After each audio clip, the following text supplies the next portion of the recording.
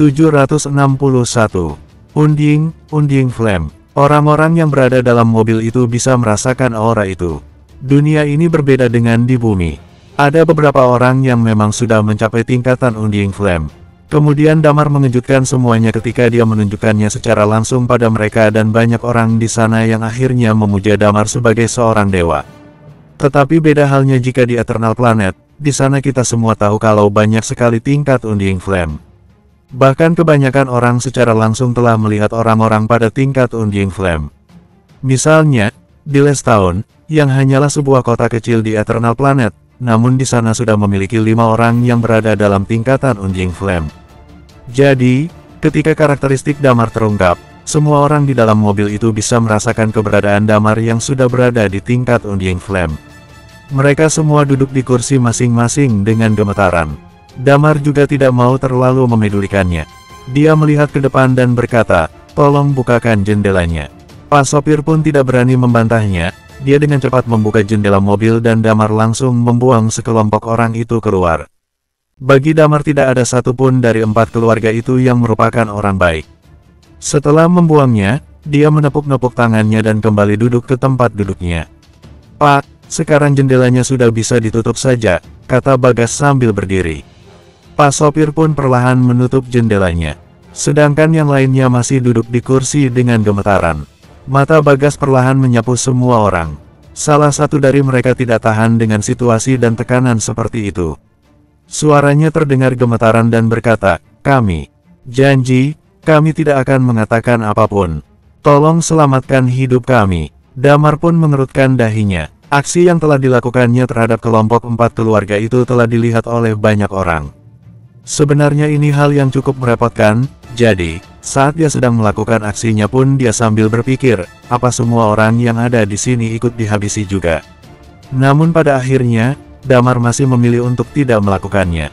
Yang mereka benci hanyalah orang-orang dari kelompok 4 keluarga itu, dan itu tidak ada hubungannya dengan mereka yang orang-orang biasa ini. Melihat Gian yang memiliki sifat sangat arogan, dan orang-orang low class ini hanya bisa menerimanya dan tak berani berbuat apapun, membuat Damar dan yang lainnya juga memiliki sedikit rasa simpati di hati mereka. Bagas tersenyum tenang dan berkata, "Kuharap kalian semuanya dapat menepati janji itu. Tujuan kita semua adalah untuk sampai di kota Phoenix. Meskipun kota Phoenix sangat besar, namun jalan yang ditempuh tidaklah mudah. Jikalau nanti aku dan yang lainnya sampai dikejar dan dibunuh oleh orang-orang dari 4 keluarga itu, aku pastikan kalau informan yang memberitahukan kejadian ini akan mati terlebih dahulu sebelum aku dan yang lainnya mati di tangan orang-orang dari 4 keluarga itu." "Tentu saja tidak, kata orang-orang itu buru-buru berjanji. Sebelumnya, mereka tidak berani melawan keluarga Mendes, tetapi sekarang, mereka jadi tak berani melawan Damar dan yang lainnya. Tentu saja, di sisi lain mereka merasa aman namun juga sedikit gelisah. Unding Flame dan Half Unding Flame. Keberadaan mereka di mobil ini akan membuat perjalanan mereka ke kota Phoenix akan jauh lebih aman dan cepat. Madan juga berkata, "Jika kita semua sudah sampai, kita akan periksa semua perangkat video kalian di mobil ini, dan hapus semuanya jika ada yang berkaitan dengan kami dan juga kejadian ini. Jika sampai ketahuan, maka akan dihabisi tanpa pandang bulu." Mereka semua pun mengangguk. Mobil pun terus melaju sampai ke hutan belantara. Kemudian mereka melanjutkan perjalanan dengan lancar tanpa hambatan, karena adanya Damar dan Madan. Meskipun mereka juga menemui beberapa masalah dalam perjalanan, tetapi semua sudah bisa langsung dibereskan. Benarnya, Damar dan yang lainnya benar-benar melihat binatang buas di sini. Di bumi, ketika Damar berada di tingkat dewa, dia bisa berjalan dengan tenang melewati binatang buas, karena baginya itu sama sekali bukan suatu ancaman baginya. Tetapi lain halnya dengan planet ini, mereka bahkan melihat binatang buas yang sebanding dengan tingkat Unding Flame. Tidak heran jika ruang hidup manusia di planet ini begitu terbatas, hutan dan alam liar sudah seperti surga bagi para binatang buas ini. 3 hari pun berlalu dengan tenang dan tidak ada bahaya. Kota Phoenix. Kota ini cukup besar, terletak di sebelah timur Les Town. Ini adalah ibu kota Phoenix, kepala dari 9 wilayah Les Town dan juga pusat dari seluruh wilayah timur Les Town. Kota ini sangat besar dan ada banyak penduduk di sana. 4 keluarga di kota Phoenix adalah salah satu keluarga teratas di Eternal Planet. Tentu saja, mereka tidak dapat dibandingkan dengan yang ada di satelit. Alasan mengapa banyak sekali orang-orang yang ingin pergi ke kota ini adalah karena adanya banyak peluang. Kota ini juga merupakan pusat pendidikan seluruh pusat pemerintahan Lestown, dan pengembangan di sekitarnya sangat lengkap dan kondisi sekitarnya pun cukup aman. Saat hampir sampai ke kota Phoenix, maglev car ini pun bertransformasi dan terbang ke udara. Terlihat juga ada banyak maglev car yang sedang terbang di udara saat ini. "Berhenti di sini dulu," kata Madan yang bangkit berdiri dan berkata pada Pak Sopir. Sopir itu mengangguk dan segera memarkir mobilnya di bawah. Madan menghela napasnya dan berkata, "Semuanya, periksa perangkat video masing-masing, jangan berikan ampun untuk pelanggaran apapun." Selama 3 hari terakhir ini, mereka yang berada dalam mobil ini memiliki kesan yang baik terhadap Damar dan yang lainnya. Mereka jelas memiliki kekuatan orang-orang high class, tetapi Damar dan yang lainnya begitu ramah dan rendah hati pada orang-orang low class seperti mereka. Semua orang pun dengan jujur menyerahkan perangkat mereka masing-masing. Madan dengan hati-hati dan teliti dan memeriksanya satu persatu, dan tidak ditemukan video yang mencurigakan sama sekali. Kemudian dia pun segera menghapus video CCTV yang ada di mobil itu sendiri. Setelahnya, mereka semua pun langsung turun dari dalam mobil. Ketika turun dari mobil, anak laki-laki itu menggertakkan giginya dan berkata, "Kakak, apa nanti kita akan bertemu lagi di kota Phoenix?" Dalam 3 hari ini, dia dan Damar menjalin pertemanan yang baik dengan yang lainnya. Ibu dari anak laki-laki itu melihat bahwa Damar dan yang lainnya terlihat ramah dan tak banyak ikut campur dengan urusannya. "Jika sudah takdirnya, kita pasti akan bertemu lagi," kata Damar sambil keluar dari mobil. Melihat mobil yang sudah kosong itu, Damar perlahan menghela napas dan melihat gedung-gedung tinggi yang menjulang di kejauhan. Di mata Damar, terlihat tatapan dengan niat membunuh yang begitu kuat dan berkata, "Kota Phoenix, kami datang." Mereka datang ke kota yang asing ini hanya karena ada satu tujuan, yaitu balas dendam. "Lalu bagaimana denganmu?" Damar menatap Madan. Meskipun Madan telah meninggalkan kota Phoenix selama ratusan tahun, melihat dari reaksi wanita dari kelompok keluarga Mendes sebelumnya, rasanya orang-orang dari 4 keluarga masih mengejarnya. Bahkan dia mungkin seperti Eden, Night Watcher di generasi awal. Setiap orang dari 4 keluarga itu dilahirkan dengan tugas untuk memburunya. Madan menatap kota yang ada di hadapannya ini. Terlihat ada banyak sekali emosi yang tersimpan dari tatapan matanya itu. Ini adalah kampung halamannya. Dia mengembara selama ratusan tahun dan akhirnya kembali dengan sebuah kebencian. Selanjutnya apa yang bisa kita lakukan? Dia meletakkan koper itu lalu mengeluarkan topeng dan memasangnya di wajahnya. Pergi ke kota, lalu mengumpulkan berbagai macam informasi dan berburu Undying Flame dari 4 keluarga itu. Di planet ini sudah jadi hal yang wajar jika melihat orang yang berjalan dengan mengenakan topeng.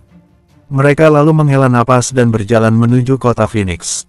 Tak lama kemudian, sesampainya di sana mereka melihat sebuah antrean yang sangat panjang. Madan mengerutkan dahinya dan berkata, "Ada pemeriksaan apa ini?" Damar dan yang lainnya pun beralih menatapnya. "Maksudnya?" Talia bertanya dengan heran. "Apa perlu ada pemeriksaan identitas untuk bisa masuk ke kota Phoenix?" tanya Damar. "Kota Phoenix sangat bebas dan sangat jarang ada pemeriksaan siapa yang keluar masuk ke kota ini," kata Madan sambil menghela napasnya. Ketika mereka sedang membicarakannya, orang-orang yang berada di barisan antrian di depan pun bertanya-tanya. "Sebenarnya ada apa ini? Kenapa jadi ada pemeriksaan begini?" tanya seseorang. "Memangnya kamu tidak tahu?" kata seorang pria menimpali. "Baru-baru ini, sudah waktunya bagi 4 keluarga besar untuk membayar upeti padanya. Dan ada utusan yang datang dari atas, tampaknya mereka akan tinggal di sini selama beberapa waktu. Untuk memastikan keamanan, maka dilakukanlah pemeriksaan keluar masuk seperti ini." Bagas mengerutkan dahinya dan berkata, "Sebaiknya kita jangan sampai meninggalkan informasi kita di sini." Kemudian dia pun memandang Madan dan bertanya, "Apakah ada cara lain untuk Beasia memasuki kota?" "Ada," kata Madan dengan suara pelan. "Ikuti aku." Bersambung 762. Kota Phoenix mencakup area yang sangat luas. Secara alami, tidak mungkin memasuki kota hanya di pintu gerbang, karena area terdekat telah dikembangkan, sehingga bahkan di pinggiran kota, relatif aman dan banyak orang tinggal. Dibandingkan dengan ingatan Madan, Phoenix telah banyak berubah. Dia telah meratap, kemudian dia selalu membawa Damar dan mereka mengubah beberapa pintu masuk ke kota. Tetapi yang mengejutkan mereka, hampir semua pintu masuk ke kota diperiksa oleh orang-orang. Meskipun kota Phoenix memiliki pasukan pertahanan kota, tetapi jumlahnya tidaklah banyak karena kondisinya relatif cukup aman. Penguasa kota Phoenix yang sebenarnya masih termasuk ke dalam 4 keluarga itu, kata Madan sambil mengerutkan dahinya, bagaimana bisa pertempuran sebesar itu terjadi? Apakah orang-orang di atas sudah turun? Apa ini hanya untuk keamanan saat mereka bertemu? Tanya Bagas. Tidak mungkin. Jika orang dari atas sudah sampai turun, siapa yang berani memprovokasinya? Kata Madan sambil menghela napasnya. 4 keluarga terikat pada keluarga kuno. Keluarga kuno yang dimaksud adalah keluarga kuno yang kita temui di pesawat sebelumnya. Mereka adalah kekuatan tertinggi di dunia ini. Bahkan Raja dari Solane Empire pun harus memberi hormat ketika dia melihat mereka. Kekuatan di atas satelit tidak sama seperti dengan kekuatan di bawah. Firasatku, mereka sepertinya sedang mencari seseorang, kata Dewan.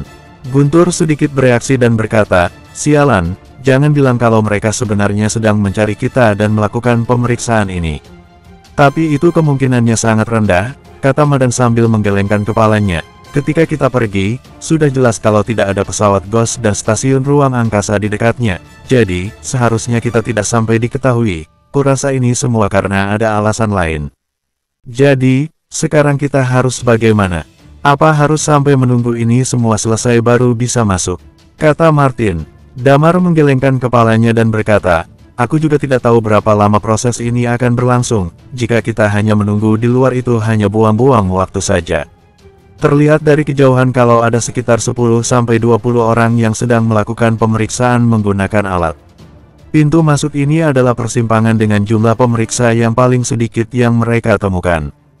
Kadang-kadang, Maglevkar akan mendarat dari langit dan memasuki kota dari sini. Sedangkan untuk pejalan kaki, jumlahnya lebih sedikit. Mereka telah menyaksikannya selama lebih dari 10 menit dan belum melihat siapapun. Apakah orang-orang yang sedang melakukan pemeriksaan ini berasal dari 4 keluarga itu? Tanya Damar. Madan sedikit bereaksi, terlihat sebuah kebencian dari tatapannya lalu dia pun berkata, di kota Phoenix, hanya mereka yang berani melakukan hal seperti itu. Bahkan jika itu adalah pasukan pengamanan kota, akan tetap ditanggung oleh kota Phoenix. Membicarakan hal ini, dia pun kembali melanjutkan, meskipun mereka berada di bawah Solane Empire, keempat keluarga ini saling terhubung bersamaan, dan kekuatan mereka sebenarnya sangat kuat. Karena itu dari 4 keluarga, maka itu bagus juga. Kata Damar dengan tatapan membunuh di matanya. Habisi mereka dan pergi ke kota. Apakah ada banyak CCTV di sekitar sini? Kata Bagas yang mulai melihat sekeliling. Jalanan di kota Phoenix tidak ada CCTV, kata Madan dengan santai.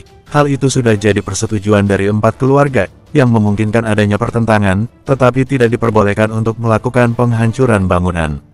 Jika sampai itu terjadi, maka konsekuensinya akan sangat serius. Yang penting ada sebagian besar kekuatan di kota ini melekat pada 4 keluarga itu. Di mana ada pertentangan, biasanya akan langsung diberitahukan pada yang memulai terlebih dulu. Damar mendengarkan perkataan Madan itu sambil mengerutkan dahinya. Niat awalnya untuk datang ke sini adalah berburu dan juga sekalian menyelidiki informasi-informasi tentang 4 keluarga itu. Namun ternyata misi ini jauh lebih sulit dari yang dia kira.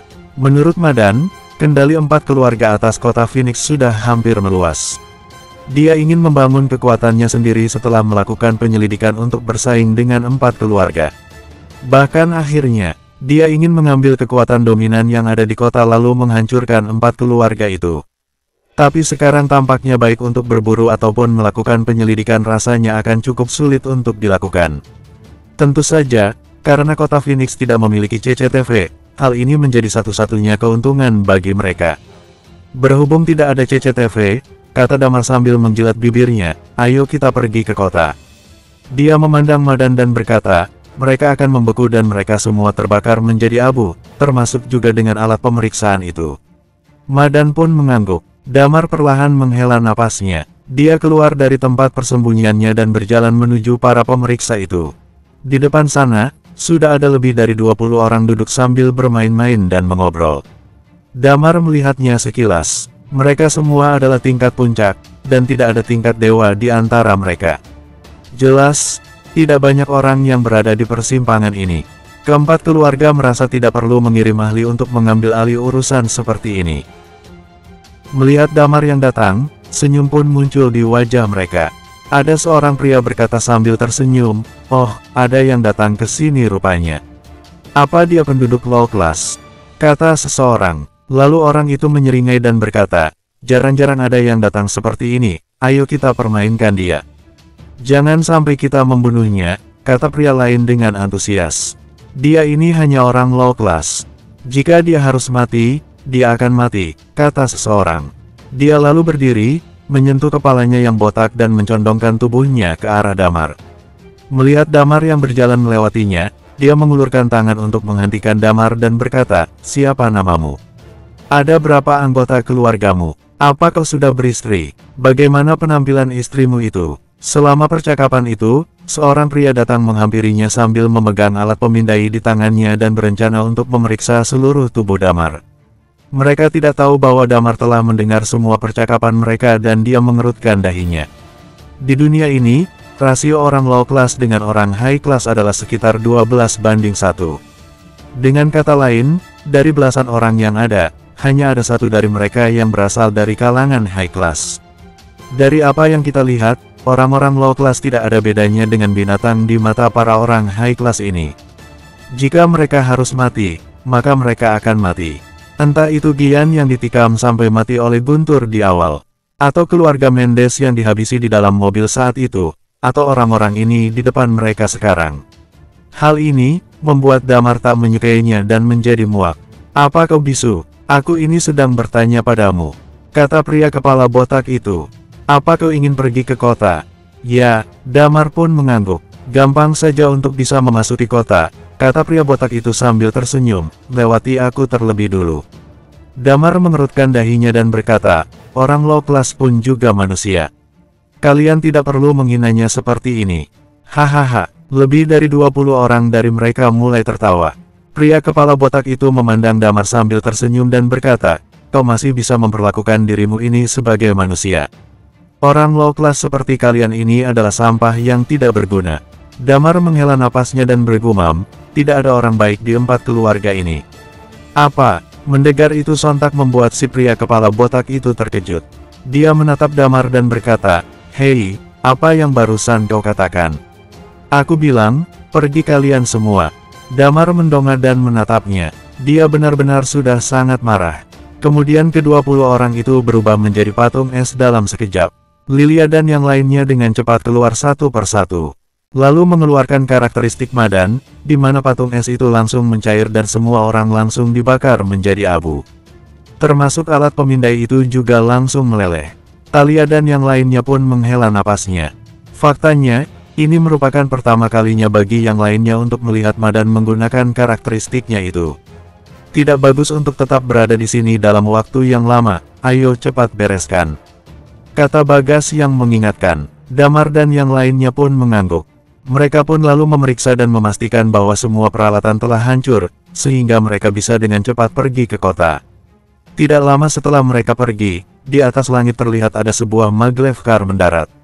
Kemudian, di sana ada 2 orang yang mengenakan baju hitam dan mengenakan topeng. Terlihat dari perawakannya, mereka berdua sepertinya adalah wanita.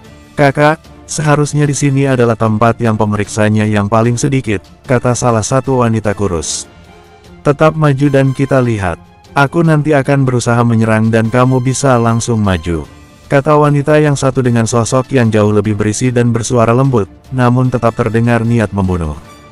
"Baiklah," kata wanita kurus itu duduk di kursi pengemudi. Mobil pun bergerak maju dan segera sampai di pintu masuk kota. Wanita kurus itu kaget dan berkata, "Kok tidak ada yang menjaga?" Terlihat seulas senyum di balik topeng wanita dengan badan yang lebih berisi itu dan berkata, "Haha, sepertinya ada sejalan dengan kita di sini." Bersambung 763. Jalanan Phoenix cukup bersih dan sudah hampir mencapai teknologi mesin pintar. Tidak sedikit terlihat robot penyapu di jalan. Orang-orang di jalan pun sudah tidak kaget lagi dengan keberadaan robot penyapu ini. Setelah memasuki kota, Damar dan yang lainnya pun dibuat sangat terkejut. Orang yang berada di jalanan kota ini lebih banyak daripada di kota Lestown. Lalu ada juga banyak berbagai jenis toko di sini, seperti toko pakaian, toko obat, toko makanan, tempat hiburan, dan sebagainya. Peradaban manusia telah berkembang sampai batas tertentu di sini. Faktanya, sebagian besar dari mereka telah terhubung dengan smartphone, komputer, dan internet. Ada beberapa peradaban yang jauh lebih maju dibandingkan dengan di bumi. Smartphone misalnya, itulah alat komunikasi yang digunakan di sini. Mereka sangat menyadari kecerdasan buatan AI. Di dunia ini, AI ada di mana-mana. Robot penyapu ini bagus juga. Ketika aku pulang nanti, aku akan membawanya beberapa dan menyimpannya di rumah. Dengan begitu aku tak perlu membayar jasa pembantu lagi, kata Guntur sambil melihat robot itu. 100 tahun telah berlalu, dan benar saja kota ini telah melakukan banyak perubahan, sampai-sampai aku tak bisa mengenali jalanan sekitar sini, kata Madan sambil tersenyum. Ya sudah, ayo kita cari tempat tinggal yang bisa kita sewa sementara waktu. Sama seperti di Sin City, orang-orang low class hanya bisa tinggal di tempat yang jauh dari kota. Lalu dia tersenyum dan kembali melanjutkan, semakin dekat kota dengan pusat kota, maka akan jadi semakin pendek bangunannya. Pusat kota adalah wilayah 4 keluarga. Bangunan di sana, tidak jauh berbeda dengan villa yang ada di bumi. Aku bebas saja ingin tinggal dimanapun, kata Damar. Madan pun melihat sekeliling, dan kemudian melihat ada sebuah toko yang menyediakan jasa sewa rumah. Ada banyak orang yang duduk di dalam toko itu. Pakaian mereka terlihat lebih formal, tetapi berbeda dengan setelan jas yang ada di bumi. Melihat Damar dan yang lainnya masuk, terutama ketika Damar dan yang lainnya masih membawa koper, beberapa orang terlihat senang dan cepat-cepat mengelilingi mereka.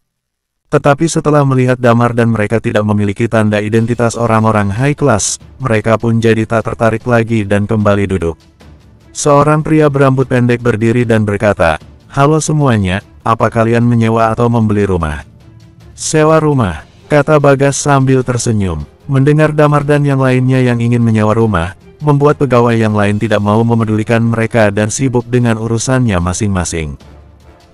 Benar-benar mereka ini, kata Damar. Madan tersenyum dan berkata, meskipun kota Phoenix jauh lebih aman daripada Lestown, namun tekanan hidup di sini jauh lebih besar. Bagi orang-orang low class, bahkan hidup saja tetap membuat mereka sengsara. Ini benar-benar seperti di Sin City, kata Damar yang tiba-tiba meliriknya dengan tatapan aneh. Sin City didirikan oleh Night Watcher, namun tidak akan ada jejak bayanganmu di dalamnya. Apa kau memang sengaja melakukannya? Aku tidak ikut terlibat. Sin City akhirnya memang terbentuk seperti itu. Ini ada hubungannya dengan Hot Gas. Hot Gas adalah orang dari Red Lotus, kata Madan mengingatkan. Damar pun terdiam sejenak dan memahaminya. Sementara Madan dan Damar sedang mengobrol, Bagas justru sedang mengobrol dengan orang yang menyambut mereka. Ketika pria berambut pendek itu mendengar bahwa Bagas ingin menyewa rumah, dia sebenarnya tersenyum pahit di dalam hatinya, namun kemudian buru-buru berkata, kalian ingin cari rumah yang di harga berapa? Harga sewa di sini adalah sekitar 2.040 juta mutiara emas. Sedangkan 40 juta mutiara emas untuk rumah yang berada di tengah kota. Namun dia terlebih dahulu mengenalkan rumah yang sewanya cukup mahal pada Damar dan yang lainnya. Lalu dia pun berkata, kalian datang ke kota Phoenix karena ingin mencari pekerjaan ya? Damar melirik pria itu, dan di dadanya terlihat ada sebuah pin nama tempat kerjanya yang juga tertulis nama dirinya di atasnya, yaitu Harley. Mendengar pertanyaan itu, Bagas langsung menjawab, ya. Kalau aku boleh bantu menyarankan, kalian sebaiknya pergi ke daerah pusat kota saja, kata Harley. Lokasi di sana kebanyakan hanyalah dihuni oleh orang-orang high class dan sisanya hanyalah orang low class. Banyak di antara mereka yang memiliki perusahaan sendiri.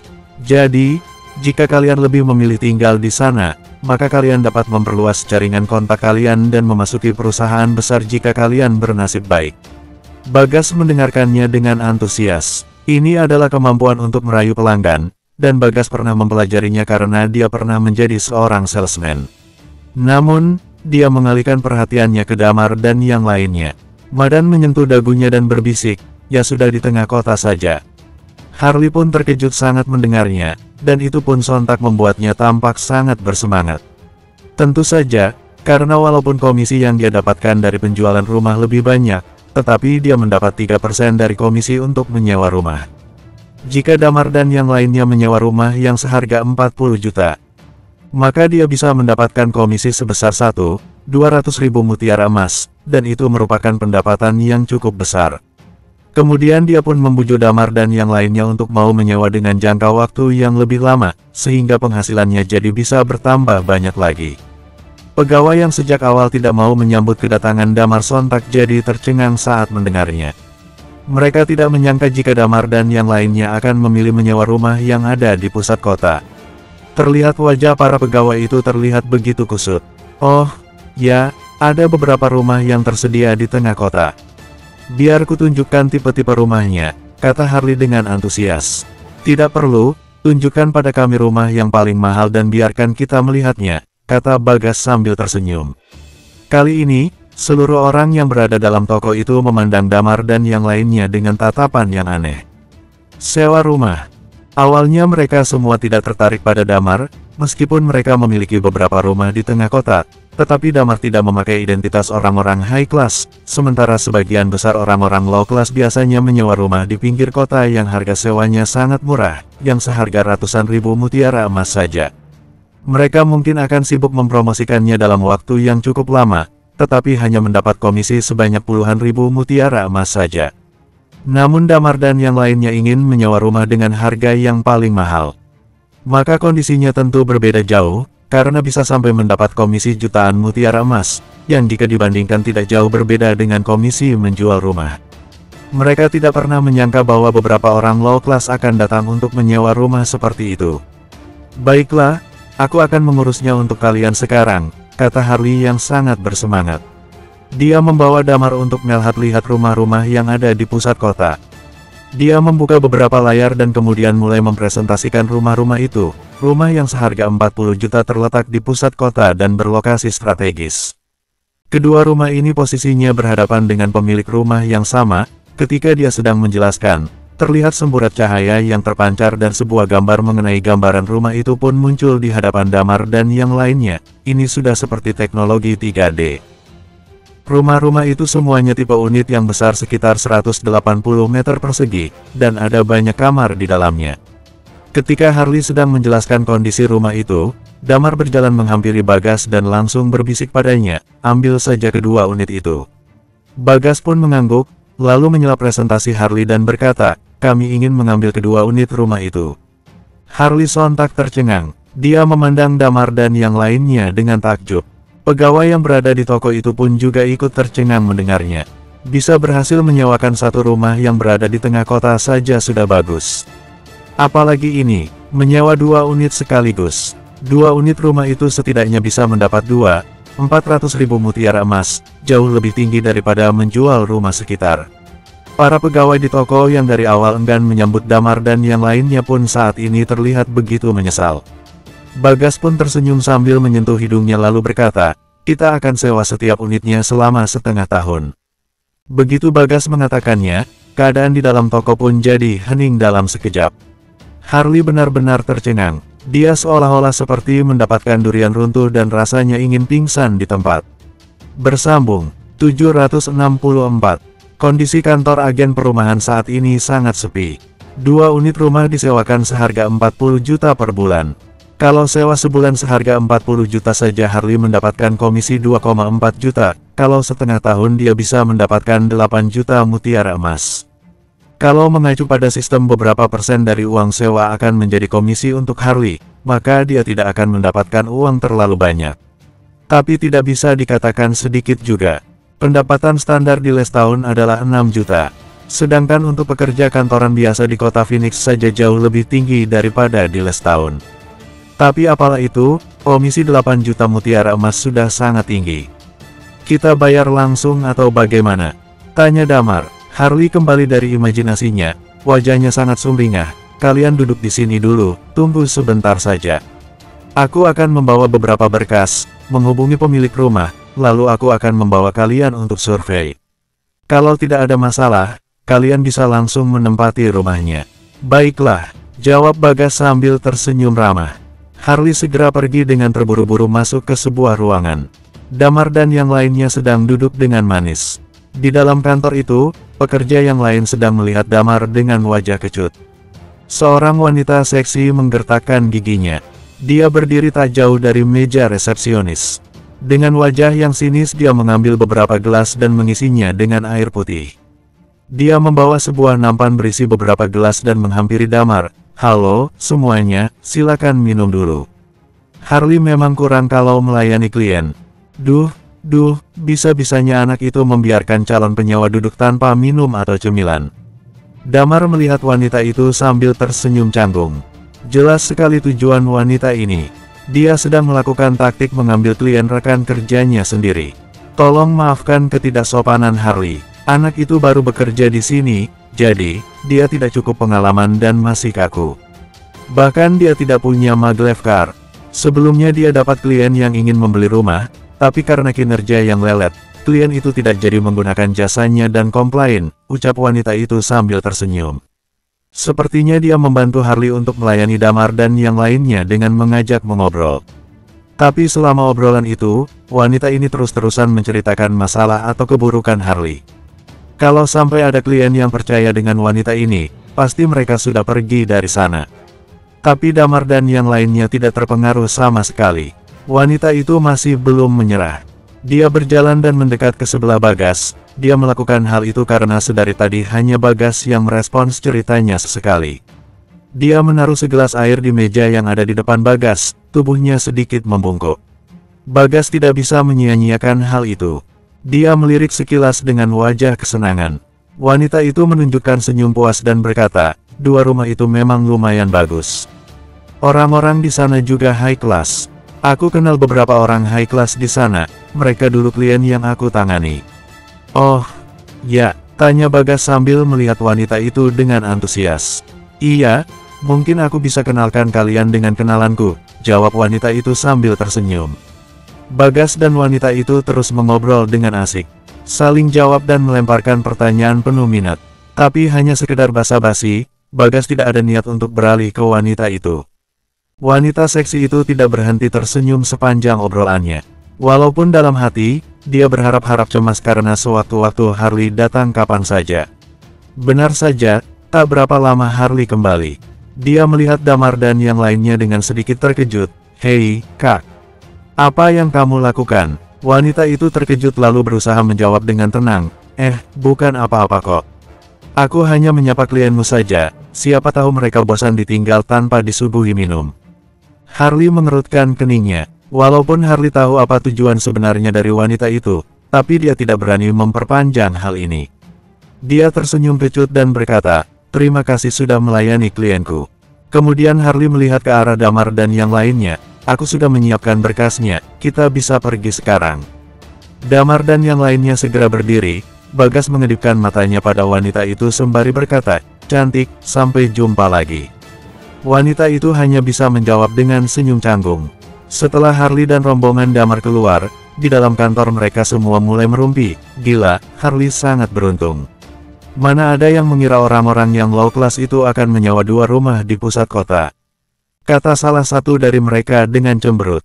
Harley berdiri di pinggir jalan sambil menghentikan transportasi umum yang dapat menampung mereka semua. "Maaf ya, semuanya, aku belum punya maglev card.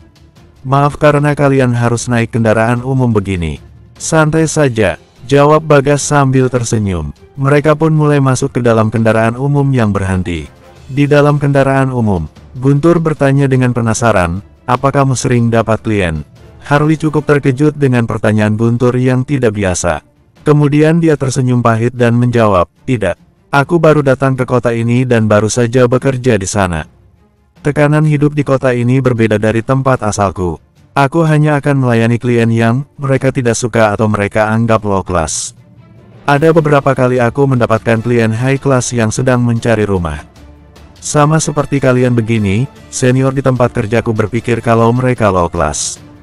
Tapi begitu mendengar klienku ingin membeli rumah di pusat kota, mereka direbut dariku." Harley kembali tersenyum pahit. Wanita tadi yang merebut klienku, padahal komisinya tidak sedikit kalau saja tidak dia rebut. "Kenapa kamu tidak memberontak atau menegur mereka dan sejenisnya?"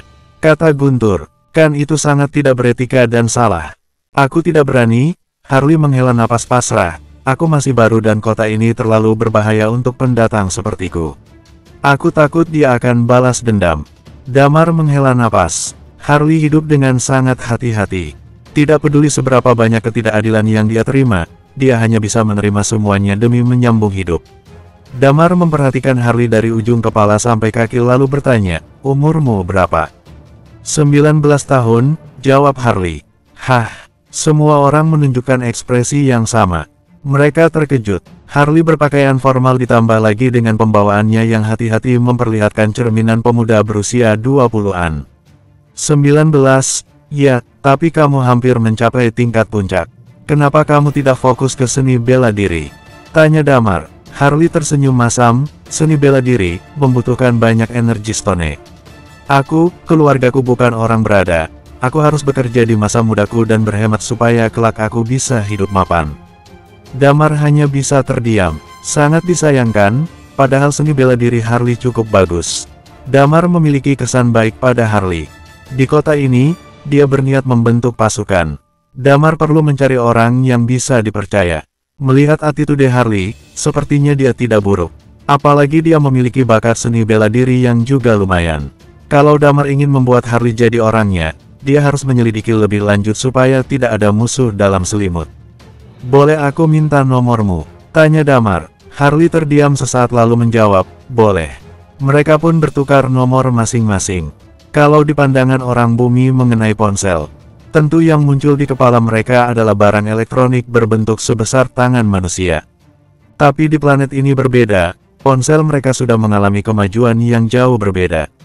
Makhluk dari planet ini menggunakan sejenis headset yang sangat kecil. Mereka hanya perlu menekan tombol dan layar hologram akan muncul di depan mereka. Kemudian tinggal memilih opsi menambah kontak. Penggunanya hanya perlu berbicara dan perangkat pintar itu akan melakukan perintah sesuai instruksi. Setelah itu, mereka terus mengobrol sambil menuju tempat rumah sewa.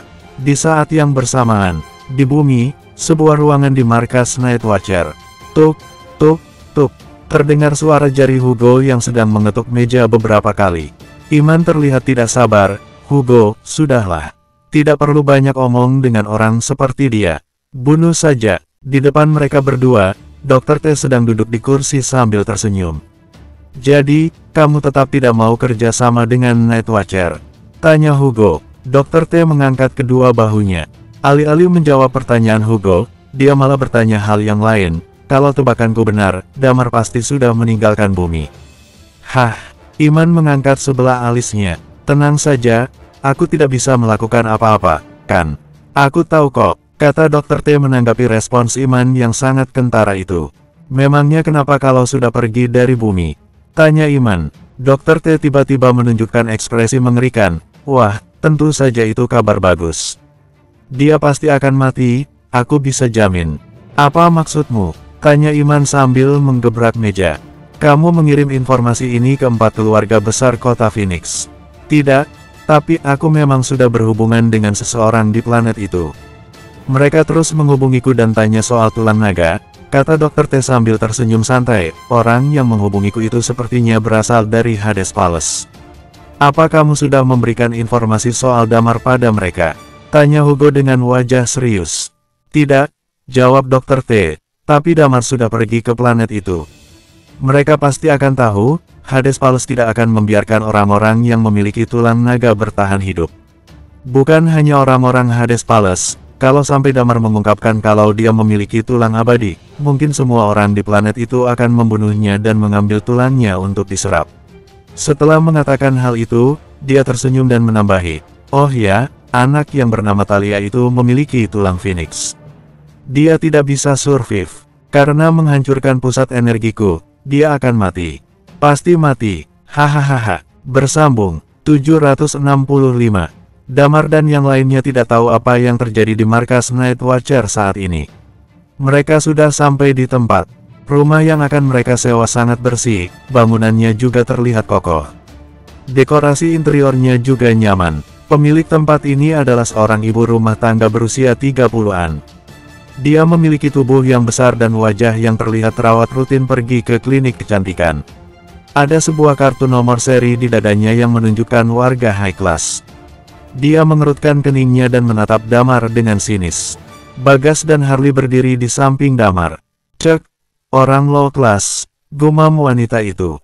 Tampaknya dia tidak cukup puas karena tidak melihat kartu seri yang dipakai Damar. Harley segera menyadari hal itu dan berkata, mereka ingin menyewa 2 unit dan membayar langsung untuk setengah tahun. Mata wanita itu langsung terbuka lebar. Dia mencium bau uang yang semerbak.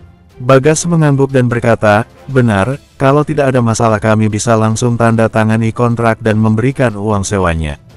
Sama sekali tidak ada masalah, jawab pemilik rumah.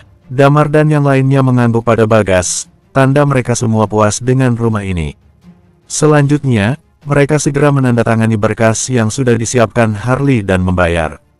Melihat Bagas yang sangat percaya diri, pemilik rumah itu tidak ragu lagi meskipun mereka tidak memiliki kartu seri high class.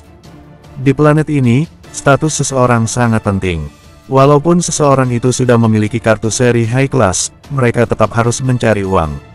Beberapa orang rendahan memang tidak sederajat dengan mereka, tapi orang rendahan banyak yang berbakat dalam bisnis walaupun sangat jarang. Setelah menandatangani kontrak, pemilik rumah berkata, aku tinggal di lantai 1.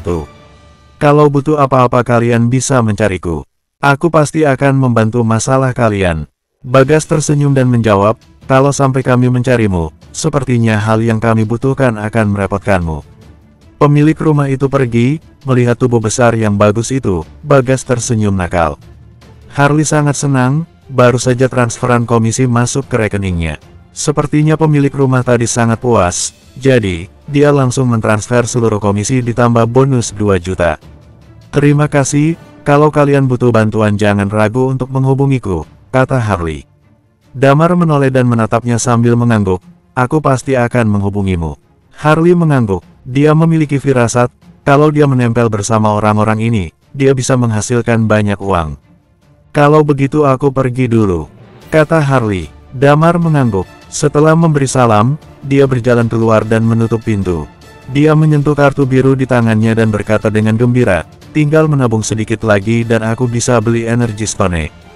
Damar berjalan ke arah jendela, di mana Lilia sedari tadi berdiri sambil melihat ke bawah.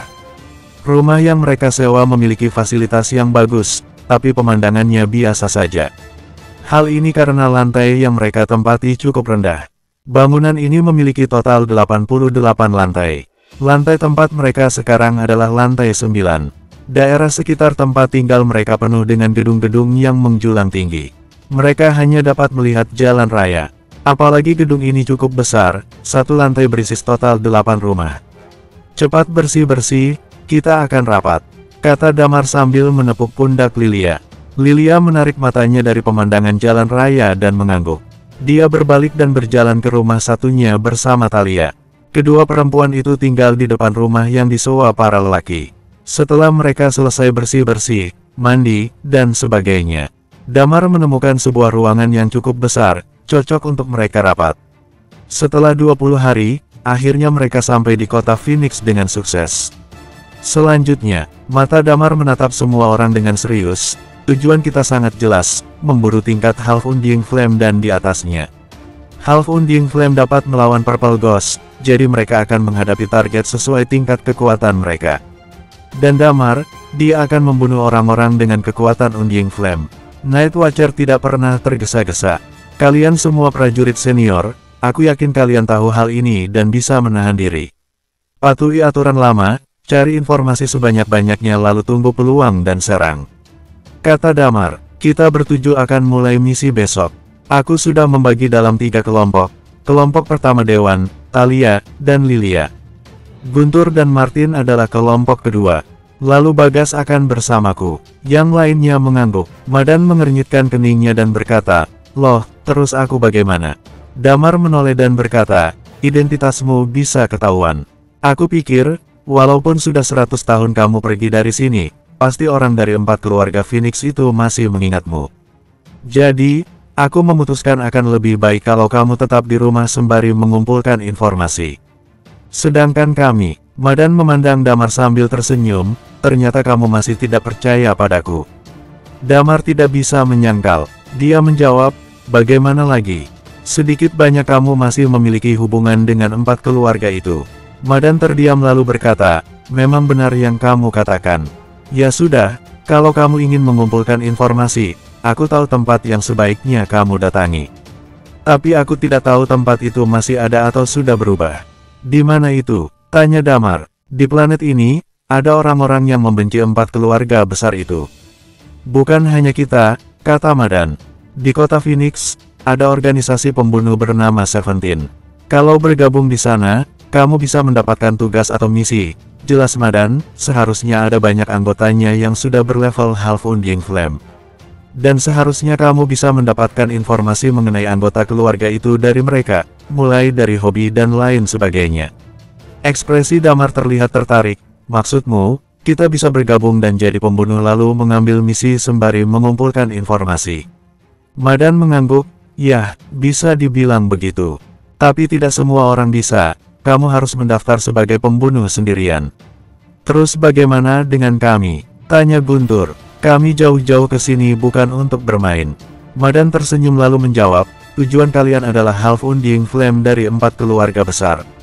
Tidak sulit menemukan keberadaan mereka. Orang-orang yang mencapai tingkat dewa atau lebih tinggi bisa kalian temukan di internet. Setelah itu, kalian bisa membagi target masing-masing. Lalu, mulai berburu. Hal ini lebih mudah dibandingkan kalian harus bergabung ke Seventeen dan menjadi pembunuh. Bagas mengangguk dan berkata, benar, kalau kita mendaftar ke organisasi pembunuh itu di waktu yang bersamaan, pasti mereka akan curiga. Apalagi tujuan kita sama, 4 keluarga besar kota Phoenix. Beberapa orang bergumam. Pada akhirnya Damar membuka suara, sudah, ayo kita lakukan rencana ini. Para prajurit akan dibagi dengan 2 cara. 1. Aku yang bergerak dengan bergabung dengan Seventeen. Yang lainnya akan mengikuti metode yang dikatakan Madan. Madan meletakkan kedua tangannya di belakang kepala sambil bersandar di kursi. Sepertinya aku bisa bersantai untuk beberapa waktu. Lalu bagaimana caranya aku menemukan organisasi itu? Tanya Damar pada Madan. Bersambung. 766. Madan tersenyum lalu kembali duduk dengan tegap. Tempat mereka cukup rahasia. 4 keluarga besar tidak mengizinkan keberadaan kelompok yang kontra dengan mereka. Tapi, Seventeen ini sudah ada selama bertahun-tahun lamanya. Tidak ada yang tahu keberadaan mereka. Kalau kamu ingin bergabung, kamu harus melewati penilaian. Artinya kamu tidak tahu tepatnya di mana lokasi mereka. Tanya Damar sambil mengerutkan kening. Saat aku di penjara, aku bertemu dengan salah satu dari mereka. Dia tertangkap karena ketahuan membangkang dan dijebloskan ke dalam penjara. Untungnya, dia sempat memberitahu lokasi persembunyian mereka. Kata Madan sambil tersenyum bangga. Kemudian Madan kembali menjelaskan, Damar, sebenarnya kamu tidak perlu melindungiku sampai seperti ini. Kita saling menguntungkan satu sama lain. Aku menggunakanmu untuk balas dendam dan kamu bisa menggunakan aku untuk membantu kalian mencari keberadaan anggota keluarga ini. Satu hal yang harus kamu tahu, aku membenci mereka semua. Dibandingkan kemarahanmu karena mereka merusak bumi, aku lebih benci dan berharap mereka binasa lebih dari siapapun. Dalam hal ini, Damar tidak menjawab. Bagaimanapun, Madan adalah salah satu keluarga Mendes. Melihat Damar yang masih ragu, Madan tersenyum kecut dan berkata, tapi aku anggap pilihanmu itu logis, aku memang tidak boleh muncul ke depan mereka sekarang. Setelah itu, Madan mengeluarkan sebuah kartu giok dari sakunya. Kalau dilihat lebih dekat, ada sebuah simbol angka 17 yang timbul. Ada juga sebuah simbol-simbol kecil di bawahnya, sepertinya itu juga sebuah angka. Markas Seventeen ada di Jalan Merak nomor 79, daerah terluar dari kota Phoenix. Kalau dilihat dari luar, tempat itu terlihat seperti bengkel lama. Ada orang biasa yang bekerja di bengkel itu. Ambil kartu ini dan cari bos mereka, kata Madan, kemudian, dia akan membawamu ke markas mereka yang sebenarnya. Setelah kamu lulus tes, kamu akan dinilai dan mendapatkan identitasmu sebagai seorang pembunuh. Damar cukup terkejut, dia tidak menyangka kalau organisasi ini akan menyamar sebegitunya sampai memakai bengkel lama. Padahal dengan kemajuan teknologi yang jauh berbeda dengan bumi, tapi taktik mereka juga sama. Damar segera mengangguk dan berkata, oke, aku akan melakukannya sendiri. Aku pergi sekarang, hati-hati, kata Lilia. Damar mengangguk lalu keluar. Ia naik lift dan turun ke lantai 1. Setelah keluar dari gedung, dia berdiri di pinggir jalan untuk menunggu sebuah maglev car. Tapi ada yang aneh, saat sebuah maglev car yang lebih mewah dan besar lewat. Semua aktivitas seolah berhenti. Orang-orang yang sedang berlalu lalang langsung berdiri dan membungkuk ke arah maglev car itu. Karena maglev car itu memiliki atap yang bisa terbuka, Damar dapat melihat orang yang duduk di dalamnya. Siapa dua orang itu? Tanya Damar pada dirinya sendiri. Ada dua orang pria dan wanita yang duduk di dalam maglev car. Sang pria memiliki tubuh yang gemuk, dan wanitanya berambut abu-abu. Pria gemuk itu sepertinya sedang mengatakan sesuatu dengan sang wanita, tapi Damar tidak bisa mendengarnya. Damar segera membungkuk dengan cepat, dia harus berusaha membaur supaya tidak ketahuan. Setelah kedua orang itu pergi, keadaan menjadi normal lagi. Banyak orang yang mulai mengobrol dengan penuh semangat. Apa itu tadi utusan dari satelit? Aku tidak tahu. Omong-omong apa mereka sudah berada di tingkat Undying Flame? Undying Flame, tapi mereka masih terhitung muda. Masa mereka bisa mencapai Undying Flame? Tapi mereka itu bukan orang sembarangan. Damar merasa tidak satupun dari kedua orang tadi yang sudah mencapai tingkat Undying Flame. Pria tadi tingkat dewa, tapi sang wanita terasa lebih kuat. Mungkin dia hampir mencapai half Undying Flame. Semua orang memperlakukan dua orang itu dengan hormat hanya karena mereka datang dari satelit. Mereka dihargai karena orang-orang yang ada di belakangnya. Sangat arogan, kalau mereka menghadapi Undying Flame baru tahu rasa, kata Damar sambil menggelengkan kepala. Setelah itu, Damar menghentikan maglev car dan bertanya pada sopir, berapa ke Jalan Merak? 60.000 mutiara emas, kata sopir. Damar tidak ragu dan segera masuk ke dalam mobil. Damar sekarang berada di pusat kota, mobil canggih ini cukup cepat. Tapi karena tujuan Damar yang ada di pinggiran kota, mereka membutuhkan waktu hampir 1 jam untuk sampai ke Jalan Merak. Seberapa besar kota Phoenix? Tidak bisa dideskripsikan. Tidak seperti di bumi, semakin dekat dengan pinggiran maka semakin ramai penduduknya. Semakin dekat dengan pusat kota, semakin sedikit populasi orangnya. Bagaimanapun, orang-orang yang lebih rendah adalah pekerja utama di planet ini. Ada banyak pejalan kaki yang lalu lalang. Dilihat dari raut wajah mereka, tampaknya mereka kelelahan. Damar sudah berada di Jalan Merak, sekarang dia sedang mencari bangunan dengan nomor 79. Tak butuh waktu lama, Damar segera menemukan bangunan itu. Seperti yang dikatakan Madan, tempat ini adalah sebuah bengkel lawas. Damar sedikit terkejut, Madan sudah meninggalkan planet ini lebih dari puluhan tahun. Tapi bengkel ini masih ada sampai sekarang. Begitu Damar masuk, matanya langsung mencari-cari. Dia merasakan energi Qi sejati. Meskipun para pemilik Qi biasanya akan menyembunyikan energi mereka, terlebih kalau mereka berada di tingkat di atas tingkat dewa. Tapi walaupun sudah disembunyikan, terkadang pemilik energi Qi tidak bisa sepenuhnya menyembunyikannya. Seperti sekarang, kadang-kadang energinya terlalu lama disembunyikan malah akan bocor dan dapat dirasakan oleh orang lain. Sepertinya half Undying, gumam Damar. Ada banyak pekerja yang tengah sibuk memperbaiki mobil. Apa yang kamu cari? Tanya lelaki tua yang menyadari kedatangan Damar. Aku ingin bertemu bosmu, kata Damar sambil tersenyum.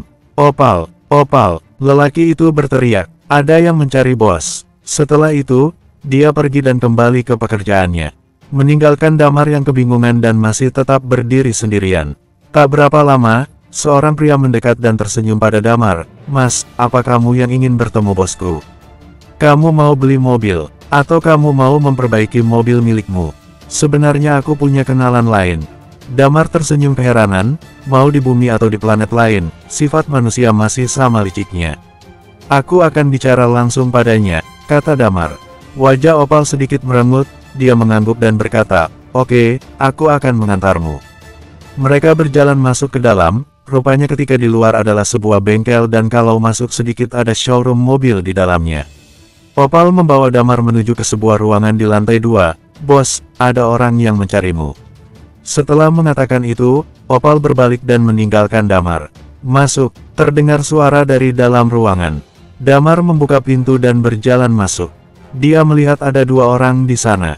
Tepatnya, 2 orang wanita. Mereka berpakaian serba hitam dan sedang duduk di sofa. Saat mereka saling bertukar pandang, Damar sangat takjub. Gila, cantiknya, kata Damar dalam hati. Dia sangat takjub dengan kecantikan 2 orang ini. Bersambung, 767. Penilaian Damar tidak pernah salah atau dilebih-lebihkan. 2 wanita itu memang sangat cantik. Mereka memakai pakaian serba hitam dengan dua senjata bertengger di punggung mereka. Salah satu dari mereka terlihat lebih muda dan ramping. Sementara wanita satunya terlihat berisi dan sensual. Keduanya memiliki gaya dan aura yang berbeda. Wanita yang lebih muda sedang bermain game. Tidak seperti Nintendo dan PlayStation, perangkatnya terlihat berbeda dari set permainan di bumi. Melihat Damar masuk, mereka menatap Damar dan berhenti melakukan aktivitasnya masing-masing.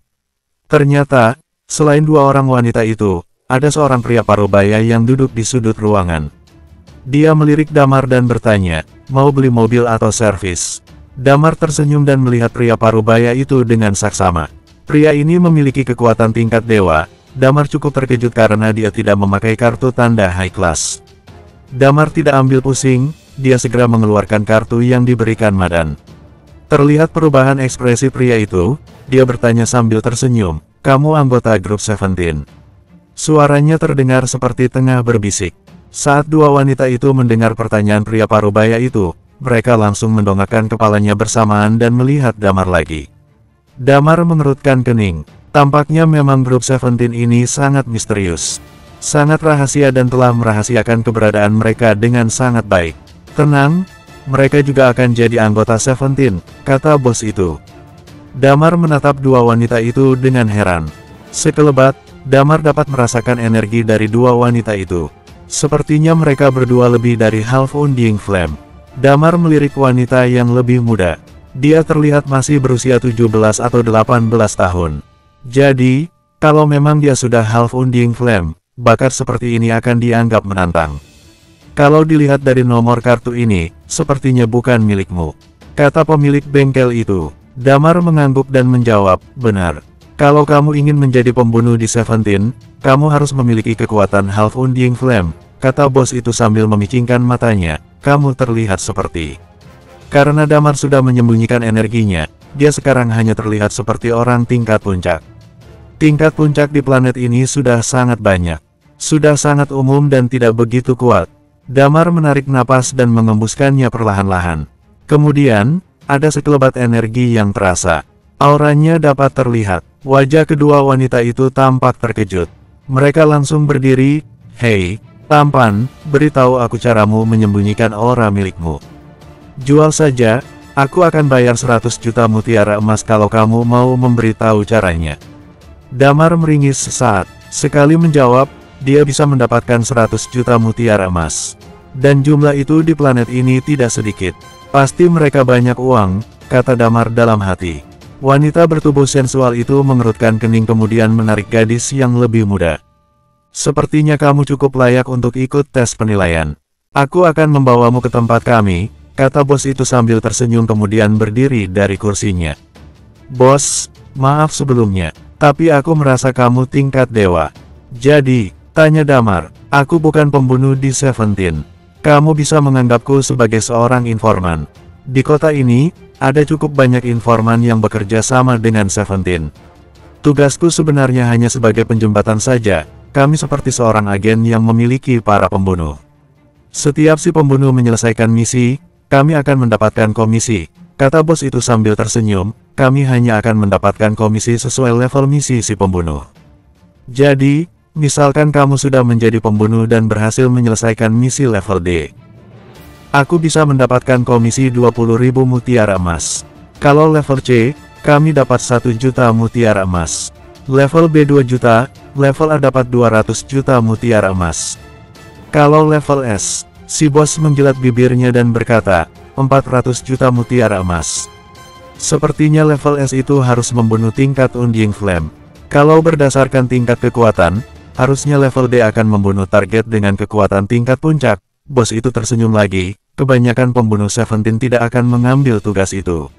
Saat Damar mendengar penjelasan dari bos itu, dia paham sistemnya. Hal ini sama dengan pekerjaan Harley yang akan mendapatkan komisi kalau ada orang yang menyewa atau membeli lewat dirinya. Tenang, soal identitas tidak perlu khawatir. Mulutku sangat rapat sampai-sampai kamu tidak bisa mendengar desahan napasku, kata bos itu sambil tersenyum. Setelah mengatakan itu, dia berjalan sambil berkata, semuanya, ikut aku. Damar tidak berpikir terlalu panjang. Grup 17 sudah ada selama bertahun-tahun. Hal ini tidak langsung sudah jadi bukti betapa rapatnya mulut informan ini. Mereka berjalan menuju ke arah pintu masuk bengkel. Sebelum keluar, bos mengambil nomor seri yang menandakan dia orang high class. Damar tidak terkejut melihat hal itu. Setelah menyematkan kartu nomor seri itu, dia membuka pintu sebuah mobil yang berhenti di depan. Ayo masuk. Damar mengangguk. Dia berhenti di samping pintu mobil dan berkata, wanita dulu. Kedua wanita itu sedikit terkejut.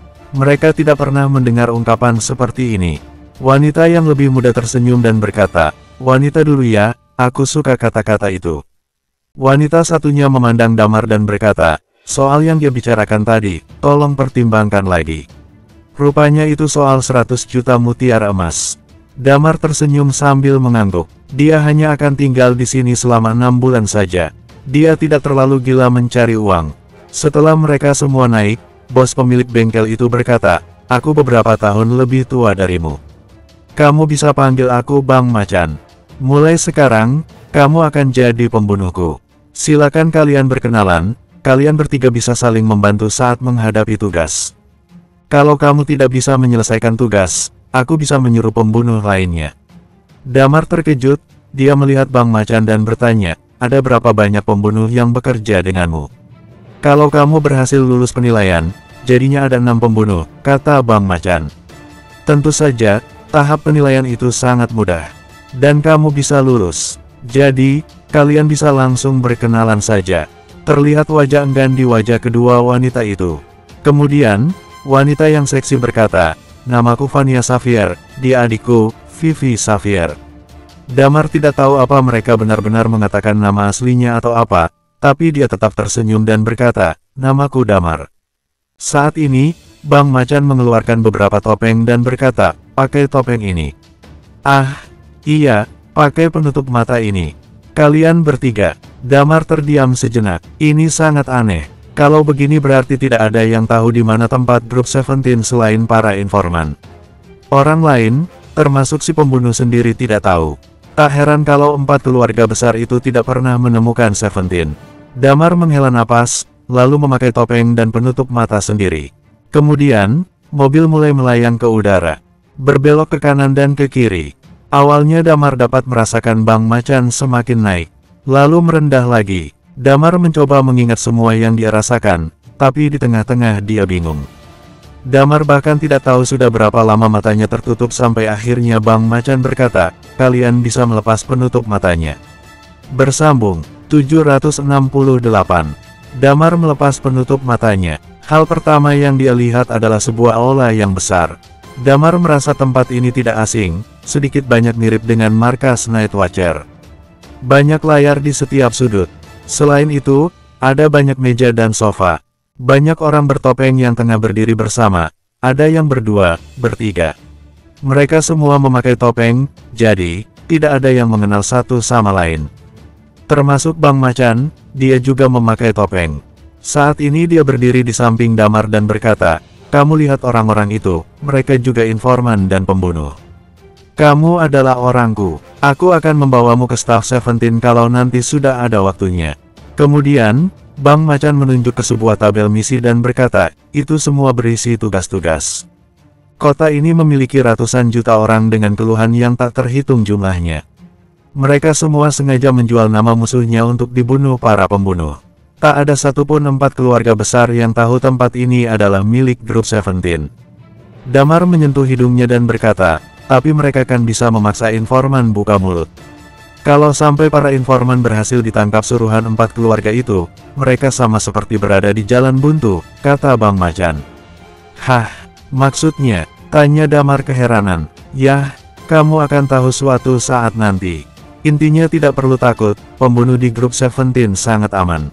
Tidak akan ada yang tahu identitas mereka kecuali mereka sendiri yang membukanya, kata Bang Macan sambil tersenyum. Tentu saja aku berharap kamu tidak melakukan hal bodoh itu.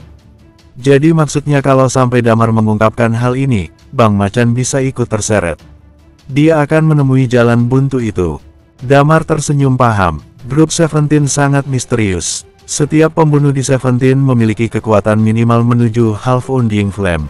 Damar melihat ke sekeliling, setidaknya ada 34 orang, belum lagi mereka yang tidak datang.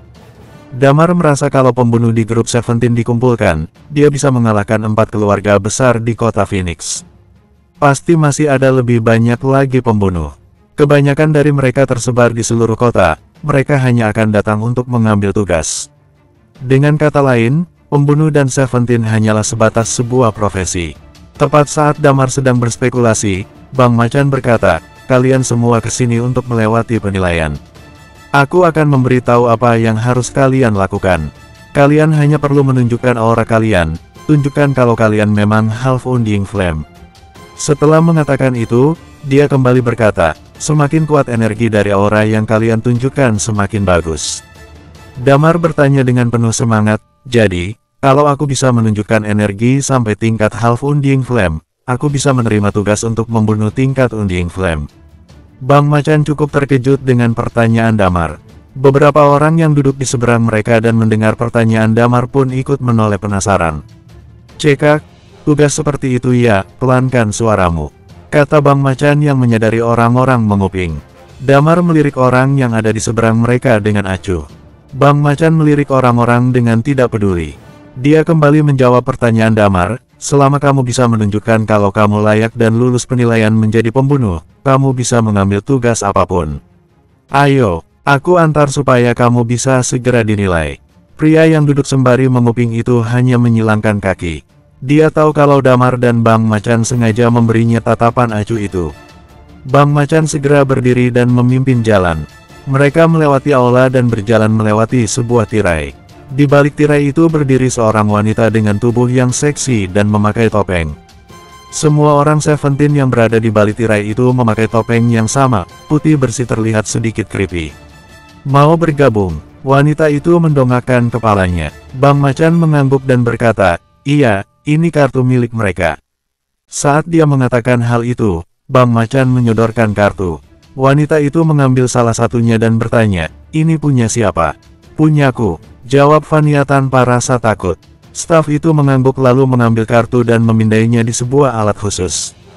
Kemudian, muncul sederet informasi dari pemilik kartu itu. Tapi karena Damar berdiri paling belakang, dia tidak bisa melihat apa isi informasi dari kartu milik Vania. Damar melihat sekilas perubahan gestur tubuh dari staf itu lalu melihat Vania dan Vivi bergantian. Terdengar ada suaranya bergetar sekilas, baiklah, silakan tunjukkan auramu. Vania mengerutkan kening dan berkata, di depan semua orang ini. Bang Macan tersenyum, tidak apa-apa, kita semua sedang memakai topeng, jadi, tidak akan ada yang tahu wajah aslimu. Vania pun akhirnya mengangguk setuju, ya sudah, ayo tunjukkan sekarang. Setelah itu, Vania dan Vivi bersiap. Tak butuh waktu lama, mereka segera menunjukkan auranya. Damar melihat mereka berdua keheranan, Vania sudah berada di batas Half Undying Flame. Dan Vivi memiliki kekuatan yang sama dengan Yerimo. Mereka berdua orang jenius. Lulus, kata anggota staf. Sekarang giliran memindai kartu milik Damar, dan kemudian berkata, kamu sudah menghilang selama 100 tahun. Jadi tidak bisa, tanya Damar. Tentu saja bisa, silakan tunjukkan auramu, kata staf itu sambil menggelengkan kepalanya. Damar mengangguk, kemudian dia menunjukkan auranya. Perlahan-lahan, sampai mencapai tingkat Half Undying Flame lalu Damar berhenti. Tidak jauh dari sana, orang-orang yang datang juga bisa melihat adegan ini. Sekelompok pria yang menguping pembicaraan Damar dan yang lainnya itu tidak percaya. Awalnya mereka berpikir Damar hanya omong besar saat bertanya apa bisa mengambil tugas melawan tingkat Undying Flame. Ternyata dia sudah Half Undying Flame. Aku kira dia bocah yang banyak omong aja. Staf yang ada di depan Damar mengangguk, selamat, Anda juga lulus penilaian. Setelah dia selesai berbicara, staf itu menekan sebuah tombol yang ada di sebelahnya. Mengambil 3 kartu berwarna biru. Bentuknya hampir mirip dengan kartu milik Madan. Dia menyerahkan kartu itu masing-masing 1 kartu pada Damar, Vania, dan Vivi. Beri darah kalian, kata staf itu. Damar mengambil kartu itu, mengalirkan chi sejatinya melalui jari tangannya. Energi itu menyeruak keluar dari pori-pori. Karena tekanan yang besar, jadilah robekan. Setetes darah keluar dari luka itu. Kemudian staf mengambil kartu itu lagi dan berkata, buat nama panggilan. Nama panggilan. Damar berpikir sejenak lalu berkata, 0. Night Watcher Zero. Nama panggilan ini memiliki makna untuk Damar, jadi dia ingin mengambil nomor Zero untuk dia gunakan. Kemudian staf itu mengambil kartu dan terlihat sedang menginput sesuatu. Tak lama dia menyerahkan kartu itu lagi pada Damar. Selamat, Anda telah resmi menjadi pembunuh di Seventeen. Misi-misi yang tersedia ada di sebelah sana, Anda bisa memilih tugas sesuka hati. Selain itu, sebagai anggota Seventeen, setiap bulan ada misi jaminan. Maksudnya, setidaknya kalian harus melakukan 3 misi dalam 1 bulan. Kalau tidak, poin kalian akan dikurangi. Poin, tanya Damar. Saat kalian berhasil melakukan misi dengan baik, kalian akan mendapatkan poin. Kalau poinnya sudah mencapai jumlah yang cukup, kalian bisa menukarkan dengan sebuah barang, benda apapun di toko penukaran poin. Damar langsung antusias. Dia memikirkan Ganoderma yang pernah disebutkan oleh Madan sebelumnya. Tapi dia tidak tahu apakah benda itu ada atau tidak. Saat ini, kakak beradik Vania dan Vivi itu juga sedang memberi nama panggilan untuk diinput ke dalam kartu. Meskipun Bang Macan mengatakan mereka bertiga bisa bekerja sama saat melakukan misi, tapi Damar merasa hal itu tidak perlu. Tujuannya adalah membunuh semua anggota keluarga dari 4 keluarga. Dan mereka-mereka yang berada di tingkat Undying Flame. Aku akan tunjukkan tabel misi dan toko penukaran poin, kata Bang Macan sambil tersenyum. Bersambung, 769. Bang Macan membawa mereka bertiga ke tempat agak ke ujung yang ada tirai tipis. Dia menjelaskan, ini adalah tabel misi. Ada slot kartu di sini, kamu bisa memasukkan kartu identitas pembunuh kalian. Kamu bisa memilih misi, ada 5 level. Pilih yang kamu inginkan. Damar melihat sebuah layar, memang ada slot untuk memasukkan kartu. Dia segera memasukkan kartu miliknya dan muncul sesuatu di layar. Hanya ada beberapa informasi. Kode, 0. Jumlah tugas, 0. Catatan penukaran, 0. Poin, 0. Di bawah sederet informasi itu, ada menu-menu yang menunjukkan kata misi. Damar langsung mengklik tanpa ada keraguan. Segera, Vania dan Vivi juga masuk ke dalam tirai-tirai tipis yang ada beberapa lagi. Setelah itu, muncul menu level-level misi. Damar kembali mengklik menu misi level S. Saat sudah masuk ke menu level S, Bang Macan segera berbalik badan. Dia merasa ini adalah privasi dan hak Damar, jadi dia tidak ingin melihat. Misi level S muncul, mulai dari tingkat kesulitan rendah sampai yang tinggi. Jadi, posisi pertama yang menduduki misi berat level S adalah lelaki tua beruban, namanya adalah Mondi Devaraja. Damar mengklik profil orang ini, kemudian muncul informasi pribadinya. Rupanya orang ini adalah kepala keluarga dari keluarga Devaraja. Memiliki kekuatan tingkat Undying Flame, orang nomor 1 di kota Phoenix. Orang nomor 6 di Soleil Empire. Orang nomor 93 di Eternal Planet. Kalau berhasil menyelesaikan misi akan mendapatkan 1 triliun mutiara emas, 2 perintis ungu, dan 1 juta poin. Wah, ini lumayan banyak. Damar merasa tidak asing dengan nama orang ini. Sepertinya Madan pernah menyebutkan. Damar menekan tombol back lalu kembali mencari misi level S. Mata Damar terus mencari, tak banyak misi di level S mengingat jumlah tingkat Undying Flame di kota ini juga tidak banyak. Hanya ada sekitar 40 orang saja yang namanya tercantum di misi level S. Ada nama yang Damar kenal, lelaki dengan karakteristik Frost dan sudah dibunuh Damar. Namanya Vernon Devaraja, menempati urutan ke-42 di kota Phoenix. Termasuk dalam anggota keluarga Devaraja.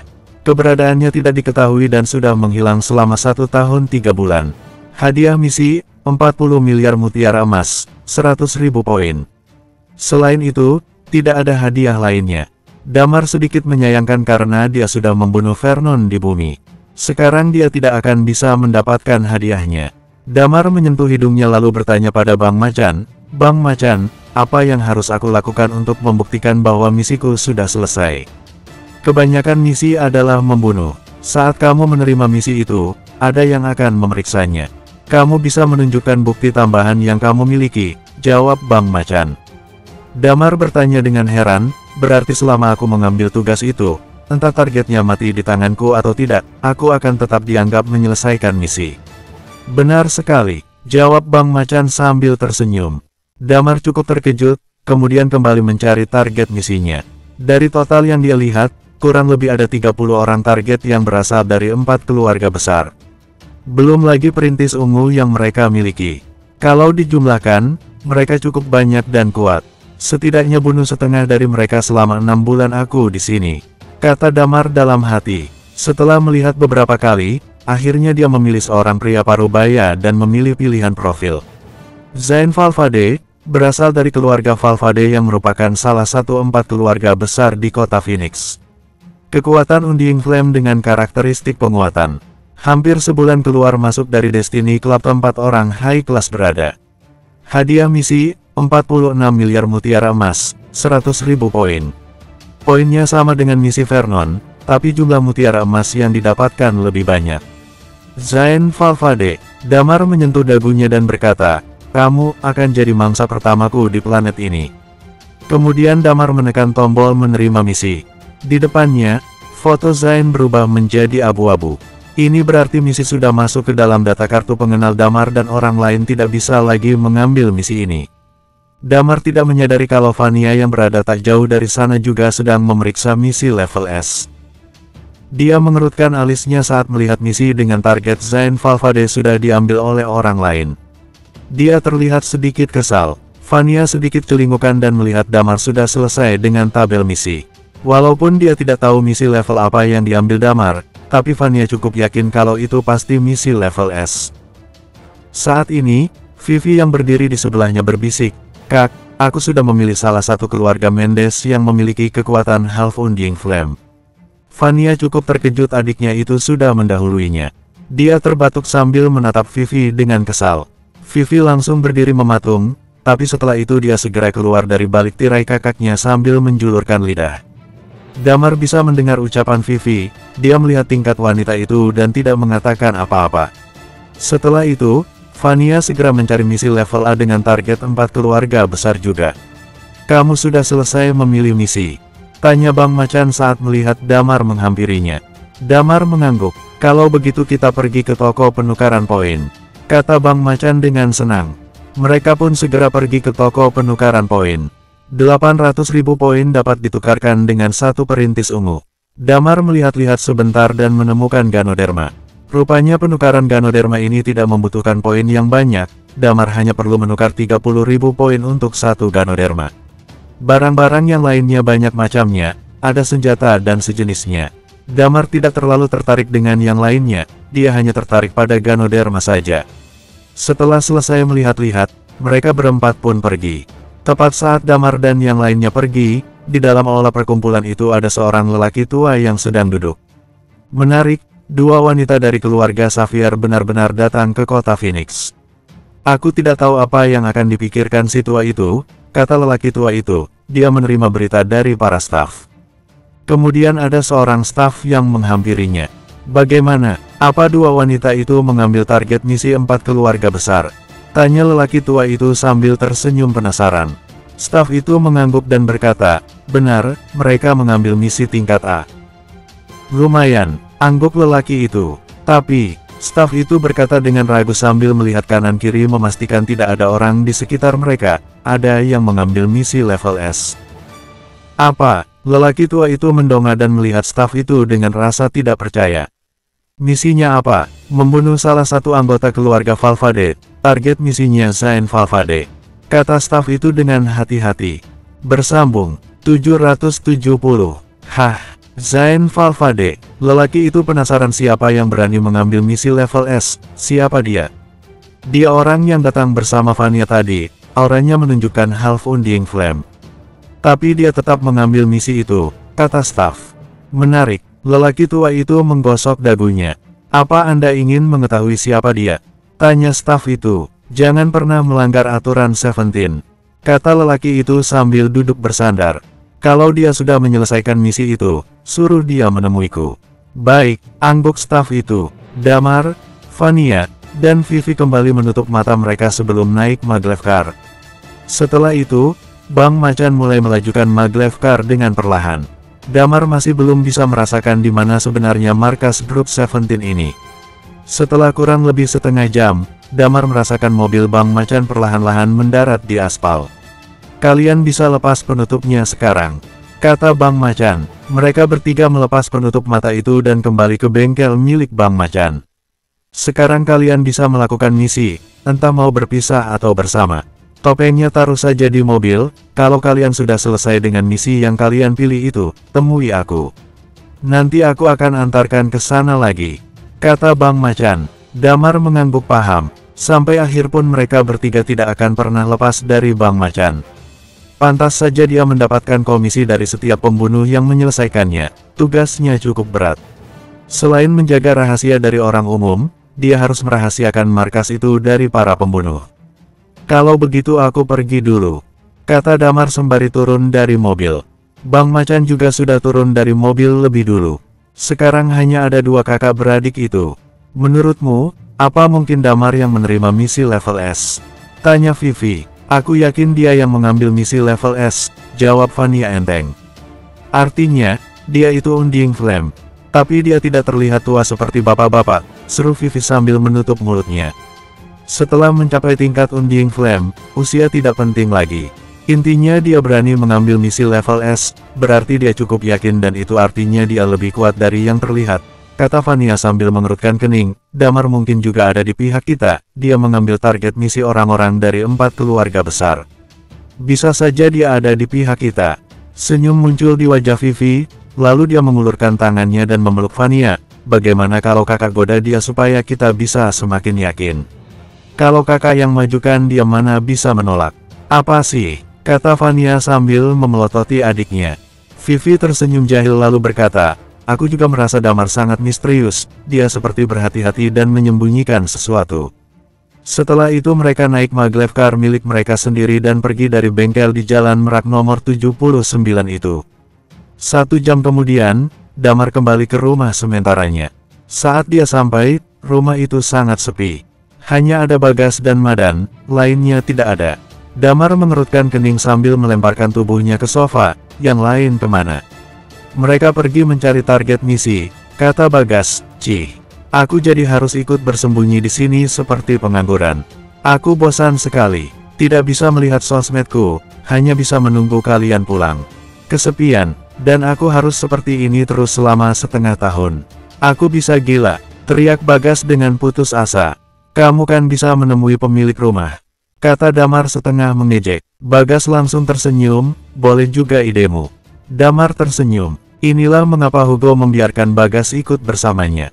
Bagas memiliki kemampuan bersosialisasi yang bagus, dia bisa berbaur dan mengambil hati banyak orang karena keramahannya. Selain itu, ide-ide Bagas juga cukup cemerlang, dia juga bisa memberi saran yang membangun untuk rekan yang lain. Baik Damar maupun Guntur yang memiliki temperamen sedikit buruk, Bagas bisa menengahi mereka berdua atau membantu mereka dalam berkomunikasi selama di Eternal Planet. Ngomong-ngomong bagaimana denganmu? Apa hasil yang kamu dapatkan? Tanya Bagas. Aku sudah berhasil bergabung dan mendapatkan misi. Dan seperti yang dikatakan Madan, ada informasi-informasi yang berguna. Selain aku bisa melihat foto wajah mereka, aku juga bisa mendapatkan hint tambahan, jawab Damar. Bagas mengangguk puas, terus kamu akan melakukan misi ini langsung. Tenang saja, seperti yang aku bilang tadi. Aku mendapatkan hint, aku tahu kebiasaan targetku ini. Aku akan pergi ke tempat yang biasa dia datangi dan mencari informasi lebih dulu. Soal eksekusi, aku juga akan mencari lokasi yang cocok supaya tidak ketahuan antek-antek 4 keluarga sialan itu. Bagas mengangguk lagi dan berkata, kamu memang panutan kalau sedang menjalankan misi. Sempurna, aku tidak perlu memberi masukan lagi. Setelah mengatakan hal itu, Bagas menyentuh dagunya sembari berkata, sebelumnya kamu pernah bilang akan membentuk kekuatan di sini, tapi apa kamu yakin itu efektif? Dan lagi, kalau misalkan kamu membunuh 4 keluarga satu persatu, itu akan membutuhkan waktu yang lama. Lalu apa kamu punya ide? Tanya Damar. Ada satu yang aku pikirkan, tapi belum matang. Kita tidak cukup mengenal soal planet ini, aku akan terus mengawasi pola di planet ini. Setelah itu aku baru bisa menilai apa ide ini cocok atau tidak, jawab Bagas. Apa idenya? Tanya Damar lagi. Hal yang paling terlihat jelas setelah kita sampai di sini. Pertama, orang low class dan high class memiliki hubungan yang tidak bagus. Padahal orang-orang low class banyak yang memiliki bakat dari berbagai bidang, kata Bagas. Maksudmu kita memilih orang untuk dilatih seni bela diri? Jawab Damar. Memilih orang terpercaya dan mengajarinya. Setidaknya butuh waktu 10 tahun. Ini terlalu lama, kata Bagas. Kalau begitu apa maksudmu? Tanya Damar sambil mengerutkan kening tidak sabar. Dua kelompok antara low class dengan high class ini memiliki hubungan yang buruk. Jumlah orang low class juga lebih banyak tapi mereka hidup dengan menderita, kata Bagas. Apa maksudmu membuat konflik di antara dua kelompok ini? Tanya Damar penasaran. Benar, jawab Bagas dengan mata berbinar. Tidak masuk akal, kesenjangan antara kekuatan keduanya terlalu besar. Orang low class bisa langsung dikalahkan, ucap Damar tidak setuju. Tentu saja kalau kamu melihatnya sekarang itu tidak masuk akal. Makanya aku bilang akan melihat pola, beradaptasi, dan mengenal planet ini lebih dalam lagi, kata Bagas dengan santai. Damar mengangguk dan berkata, benar, kita akan pertimbangkan lagi idemu ini. Sekarang aku mau tidur dulu, nanti aku akan pergi ke tempat targetku biasa muncul. Dalam setengah tahun ke depan, aku harus membunuh lebih dari 10 dari anggota 4 keluarga besar. Lebih banyak lebih baik. Iya, angguk Bagas. Damar berbaring di sofa dan memejamkan matanya memasuki alam mimpi. Setelah tidur kurang lebih selama 2 jam, Damar sudah bangun lagi. Dia pergi lalu naik kendaraan umum. Begitu Damar menemukan kendaraan yang tidak memiliki penumpang, dia segera masuk dan berkata, antar aku ke Destiny Club. Hah? Sopir maglev car itu menoleh dan menatap Damar tidak percaya. Dia menyipitkan matanya sembari melihat Damar sebagai orang low class. Kamu sebaiknya tidak ke sana. Tempat itu tidak bisa dimasuki oleh orang low class. Tempat itu tidak ramah untuk orang low class. Tapi aku dengar wanita di sana sangat menarik, kata sopir itu sambil tersenyum membayangkan dikelilingi banyak wanita seksi. Bersambung.